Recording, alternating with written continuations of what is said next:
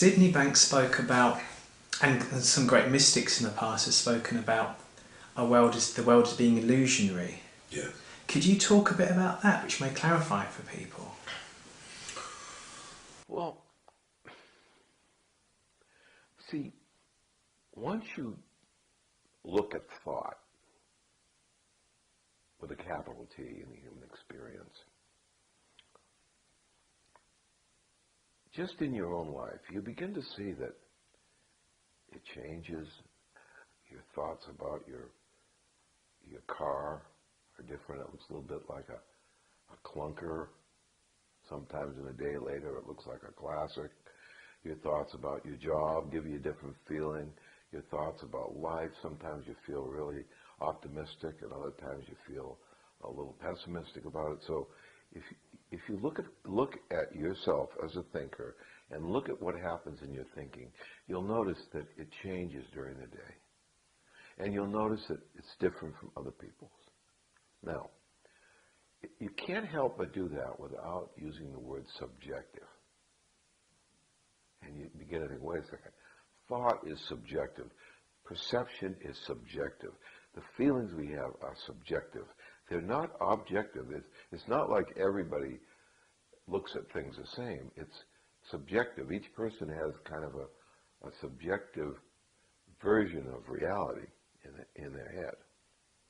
So you start with subjective. Well, as you look even closer and you see that you're changing, your thought, your reality changes, say 5 years from now, things will look different.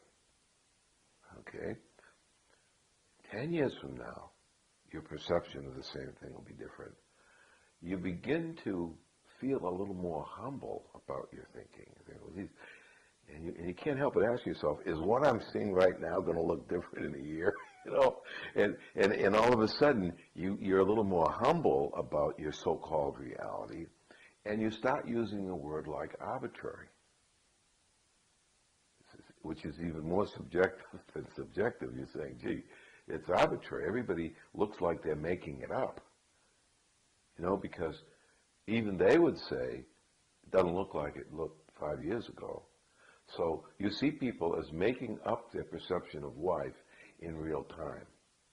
And it's not a big jump from subjective, arbitrary making it up to illusory. Because the very definition of an illusion is something that's not as it appears. Not necessarily as it appears. So an illusion is something that looks different than it really is. And that's what life looks like when you understand thought. You realize that, you know, life may not be the way I perceive it right now because it seems like my perceptions are a moving target. Another term that I use is we live in mirages. You know how when you go to the desert and you look down, you see water, and people say, well, that's not water, that's just an illusion. You say, well, it sure looks like water. Well, from that spot, you could put 1,000 people on that spot, and all of them would see water. So from whatever my level of consciousness is, and whatever my understanding of life is, life will look that way to me. But it's really a mirage because it's not really that way, because if I go to a higher level of understanding, it won't look that way anymore. So it's an appearance that isn't ultimately real. It's just a temporarily real. And that's what life is to everybody on earth, is living in an illusion of your own thinking. So when people talk about the illusionary nature of life, really it's not life so much, but it's people's perception of what they think life is and how it looks to them moment to moment. So your thinking's always going to be subjective on reality. So in that case, there's no objective reality. There's just your perception of it. Well, the idea of an objective reality is a very is a very confounding idea. It's a very confounding question because we can only perceive life through our own thinking. Nothing can come into our experience that doesn't come from our own thinking. And using the example of the hypochondriac, whatever comes into our thinking is life to us, even though all the doctors would say it doesn't exist. So everything has to come from our thinking. So in a way of experiencing it is thinking is, thought is the middleman between us and life. So thought kind of informs us what life is. Our thinking informs us as to what life is. The same way as if I'm listening to a ball game on the radio and I'm following it, in actual fact, the announcer could play a joke on me and tell me that someone just hit a home run and someone else hit a home. They could say anything they wanted because my view of the ball game comes 100% from what that radio announcer said. I have no capacity whatsoever to know what's happening at that ballpark. You see? Now, radio announcers, sports radio announcers, are a lot more reliable than our thinking is. You see? So, a lot of what we think would not stand up under scrutiny, but that's the only way that we know life. We cannot get beyond thinking to find out what's really there, what's really happening at the ballpark. And that's why when we talk about the illusory nature of life, I'm not talking about what's happening at the ballpark, but because I have no way of knowing what's happening at the ballpark, I can't. It's out of my world.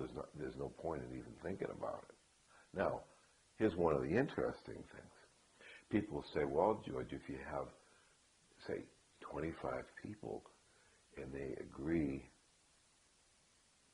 that a thing is a certain way, doesn't that make it a reality? Well, it would be like talking to 25 people who are listening to ball games. None of them know what really happened at the ballpark. So the fact, I mean, there was a time when everybody was convinced that the world was flat. That was in people's thinking, and there couldn't have possibly been more agreement on it. And then at a later point, they found out that that's not really true. And there's been very few things in life that haven't been perceived differently over time. Now, if you go to a physicist and you say to the physicist, all right, look, we'd like to know what's going on out there, you know, like what is the reality? The physicists are the self-proclaimed experts in reality. And when Newtonian physics was the prevailing view, there was a reality. They were measuring and they were looking at cause-effect relationships.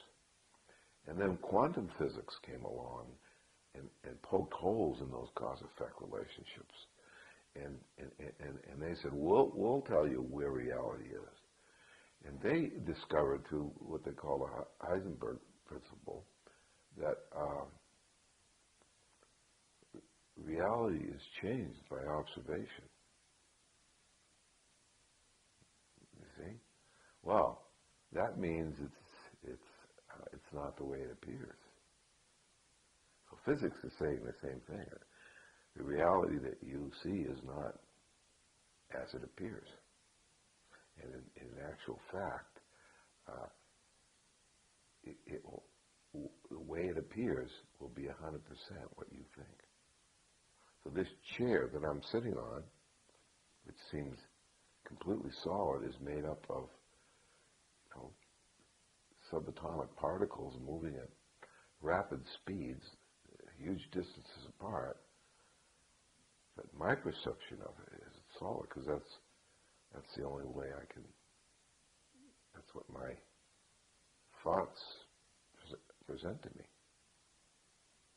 that would be the relationship between the so-called objective reality and the subjective reality.